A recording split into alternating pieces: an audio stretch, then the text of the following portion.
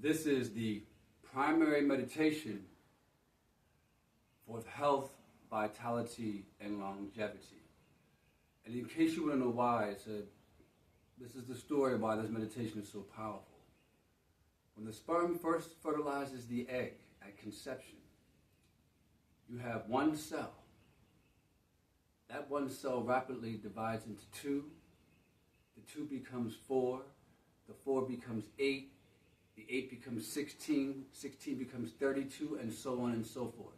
This happens very rapidly. I'm not sure exactly the number of cells, but during the original process of cell division, the cells divide into a layer that's one cell thick, meaning they divide outwards like almost like a sheet of paper. There's no depth to the form. At a certain point in the development, the cells have divided out flat like a pancake. They fold over. I'll show you with this piece of paper. The cells fold over. It would be in half, right? The cells fold in half. And then this is interesting. The back of the fold is your spine. The front of the fold is the front of your body, okay? And this loop around the folded cells is the primary meditation. That's called the microcosmic orbit. That's why this is the most powerful meditation that there's for health and longevity, because it reinforces the primary flow of subtle energy through your body. Does that make sense? So without further ado, let's get started. These videos, you got to keep them short. Some of them you can't even upload to the different platforms. So, focusing inward and feeling, not thinking. You want to feel this meditation just at or beneath the navel with the power of your focus and will. You're going to form a small pearl or maybe ping pong sized ball of energy. And this ball or pearl is the coalesced manifestation of your focus, of your will, of your mind. This is how we're going to guide the subtle energy, not just in this meditation, but in any others. So gathering and focusing one's will just at or beneath the navel. We're going to take you on a loop around this microcosmic orbit.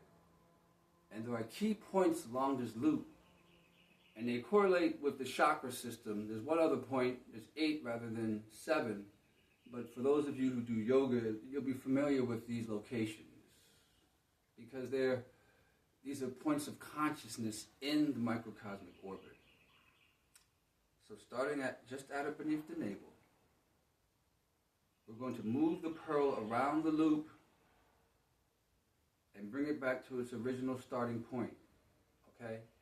Now the key to connecting the loop is to place the tongue to the roof of your mouth, because there's 2 circuits. There's the yin circuit that flows down from the tongue to the root of the body, and then there's the yang or masculine circuit that flows from the root of the body at the tip of the tailbone up the spine, and it terminates at the roof of the mouth.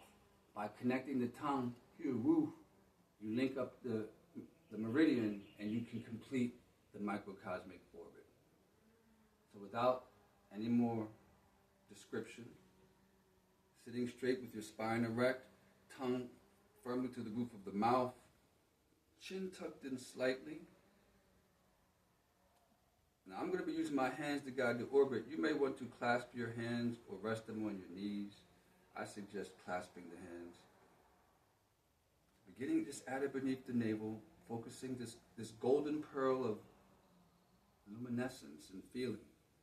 We're going to move this pearl from just at or beneath the navel in a straight line down to a point at the level of the hip bones, which is the sexual center. What we're going to do is we're going to go back and forth for a count of 5 from the original position to the sexual center. So we go 1, 2, 3, 4, 5. Now from the sexual center, we're going to move to the root of the body, to a position between your genitals and your anus, absolute seat of the body. From the sexual center to the root of the body, we're going to move back and forth for 1, 2, 3, 4, and 5. Now from the root of the body, you're going to tuck your tailbone into the root slightly. And you're going to move the pearl from the root into your sacrum, into the tailbone. We'll go back and forth from the root to the sacrum for a count of 5 for 1, 2, 3, 4, and 5. Now focusing in the sacrum, the thick tortoise shell at the seat of your body between your buttocks. We're going to move from the sacral plexus to the lower back, a point in the lower back just opposite your navel, but in the spine. We'll move from the sacrum to a point opposite the navel in the spine for a count of 1, 2, 3, 4, and 5. Stay with me now. From this point opposite the navel, we're going to move up to a point opposite your solar plexus, but you're still in the back, moving from the navel to the solar plexus in the spine for 1, 2, 3, 4, and 5. This next movement is powerful. We'll move from the solar plexus in the back to the back of your heart, from the solar plexus to the back of the heart for a count of 1, 2, 3, 4, and 5. Continuing the journey, we'll now move from the back of the heart to the back of the neck, that prominent bone, the 7th cervical vertebrae in the back of the neck, from the heart to C7 for 5, 4, 3, 2, and 1. Now tucking your chin in slightly and keeping the tongue firmly to the roof of the mouth, which I cannot do because I'm talking. We're going to move from the 7th cervical vertebrae to the indentation in the back of your skull. That indentation where the skull meets the back of your neck. Moving from the 7th cervical vertebrae to where the skull meets the back of the neck for 1, 2, 3, 4, and 5. We're almost to the end of the first circuit. From the back of the skull in the indentation, we will now move to the crown, the highest point in the microcosmic orbit, opposite to the root. We will move from the indentation in the back of the head to the crown for 1, 2, 3, 4, and 5. We will now move from the crown, firmly with the tongue to the roof of the mouth, to the third eye. From the crown to the third eye for 1, 2, 3, 4, and 5. With the tongue firmly to the roof of the mouth, we will move from the third eye to the roof of the mouth. From the third eye to the roof of the mouth, completing the first circuit for 1, 2, third eye to the roof of the mouth, 3, 4, and 5. With your tongue pressed firmly to the roof of your mouth, we will move from the roof of the mouth through the tongue to a very delicate point at the base of your neck for 1, 2, 3, 4, and 5. This is a powerful movement. From the base of the neck, you will allow the pearl to flow. This is where it changes slightly. Rather than a hard form, allow the pearl to become more like a fluid and flow from the base of the neck. This is the most beautiful part of the meditation, and flow down to the heart, flowing from the base of the neck to the heart for 1, 2, 3,